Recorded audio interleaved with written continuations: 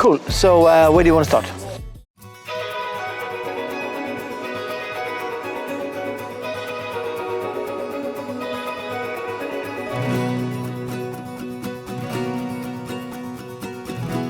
Build what really will set you apart.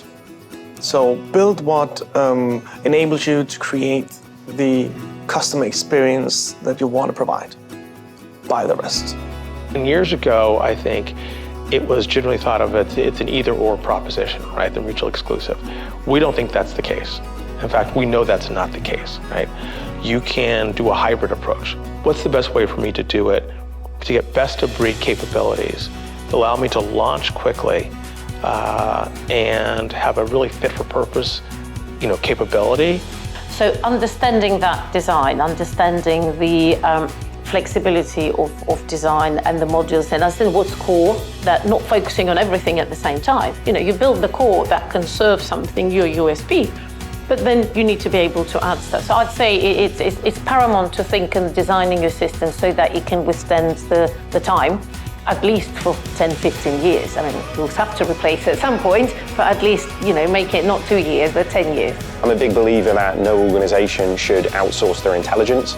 You really should be in a situation where you fully understand what these things are, and then you understand whether somebody else would be more effective at doing it or not. You've got to be continually evolving these things and continually making these things happen.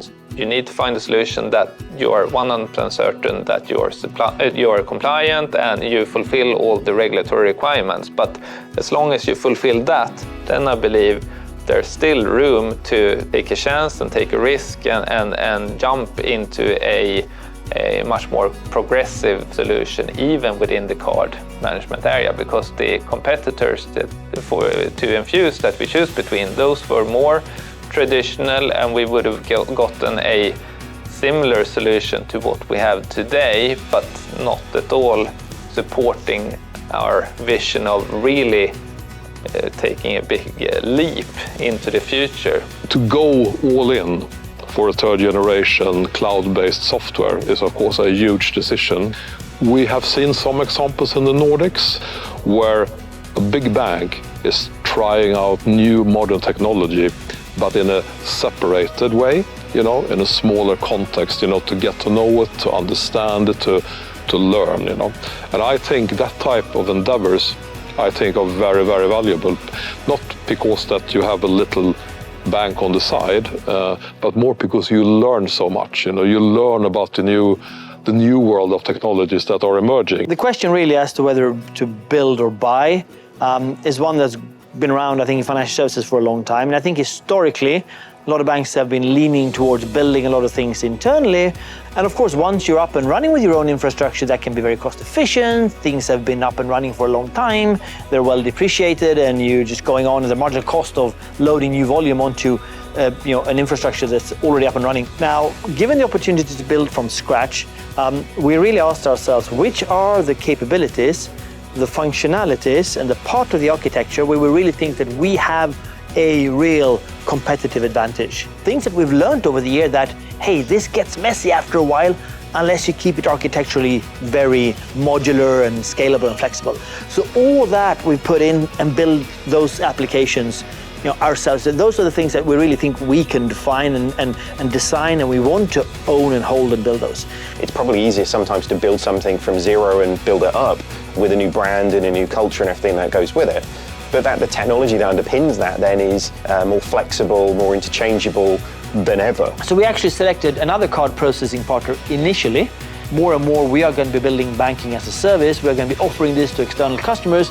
We settled on a conclusion to say we need a card processor which is probably the next breed of card processors from a technology perspective. Somebody who's been born cloud native. In that process, we landed on Enfuce.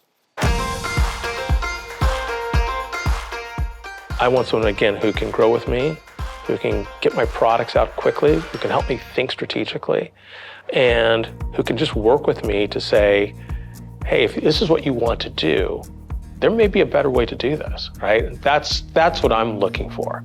So I really try to look beyond the obvious. I always try to talk to the customer support. It's a part of my RFP or RFI or any process will be to talk to the existing customers that left, customers that moved, why they did that, and really understand what's the day-to-day like. The question is, okay, how is it going to work, right? And that I think actually has a lot to do with culture, right? Have they sort of cultivated the right mindset in the people that will actually be working with our people, right? Because it's a big team on both sides working together. Can their partner grow with them, not just from a technology perspective, but from a commercial perspective? Does it become viable at 100,000 or 1 million? It's all very well and good being viable on day one, but you have to look at the roadmap and say, are we going to still be on the same journey? Because you want a long-term partnership. We need to find partners that want to partner up with us, because we are not the best company when it comes to putting out specific requirements, obviously, because we don't have the bandwidth, we don't have the deep knowledge in each individual area. So we need to partner up with partners who are not interested in being just a supplier and getting demands from us. We need to work with a partner who can really understand our business and help us to expand our business.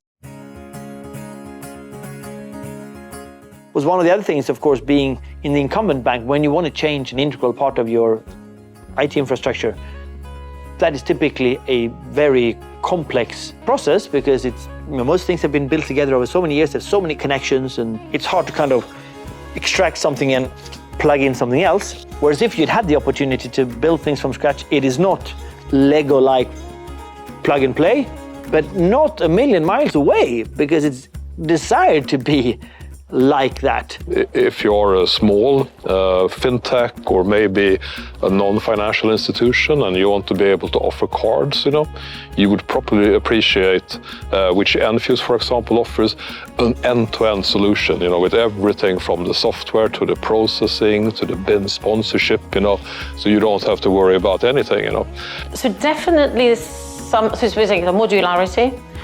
Definitely some sort of orchestration layer that allows me to plug new players. In my business in acquiring, it's new payment methods. They're coming out all the time, but to invest, to connect to those payment methods before you know that payment method actually is going to get any traction. It is about, for us, it was the tech stack. Okay, so how is this built? One thing is that it's solid, okay, but how is it built? Is it modular? Is it cutting edge? Can you add on new things, new services over time? Because honestly, we didn't really know what we would want to offer 3 years from that point in time. And again, today, we don't know exactly what we will offer in 3 years, what our customers will demand in 3 years. So therefore, our partners need to be able to add on to their suite of products. And so that was something that we were very, very keen on understanding.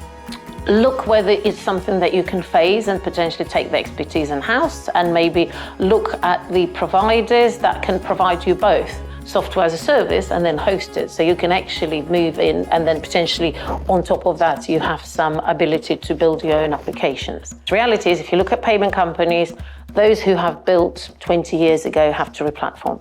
You have to replatform every 3-5 years, really. I actually think the options of build by partner, I describe it like have you seen the metaphor of you put these giant rocks in a jar and then you can fit the little pebbles and then you can fit the sand around them, right? The partnerships part of that is the sand. The big technology pieces, those rocks are critical to make the right decision, but you can fit the pebbles around them, which are typically somebody to do the system integration and everything around that. But the partnerships, which are the smallest pieces that really sort of fill the holes and make it really fit for what it is that you're trying to achieve, that's the bit that is often missing. People think, actually, if I buy this technology, this vendor or that vendor, then I've solved the problem.